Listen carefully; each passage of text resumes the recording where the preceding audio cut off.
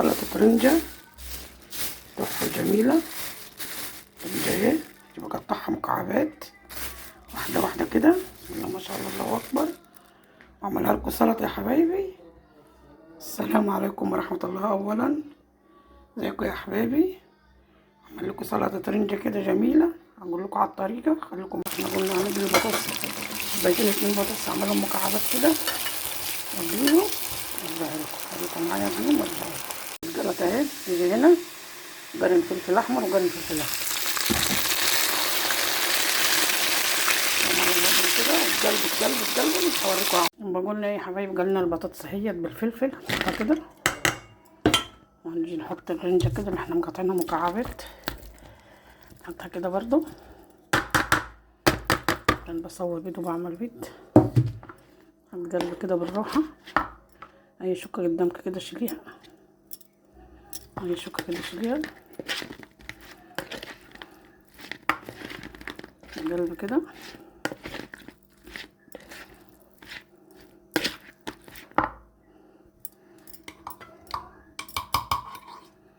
تيجي على الطحينة كده،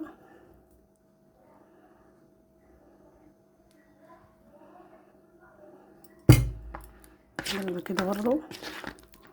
شايفين الجمال والحلاوة؟ بس اي شوكة قدامك شيليها. شايفين الجمال والحلاوة؟ طبعا انت بتبقى تحط عليها زيت. هجيب ليمونتين اكسرهم عليها دلوقتي. خليكم معايا ما اجيب الليمون. شايفه يا حبيبتي؟ شايفه عصرت على 4 ليمونات اهم. شايفه الجمال والحلاوه؟ شايفه الله على الجمال والحلاوه. الله، انا اتكعيل سخن مش عارف ياكل الرنجه.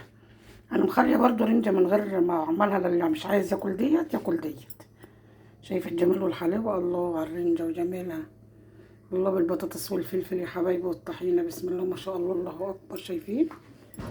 صلوا على النبي يا حبايبي. روحوا اعملوا لي على اليوتيوب يا حبايبي، لايك وشير على اليوتيوب، وروحوا لي على قناه ام فيروز يا حبايبي.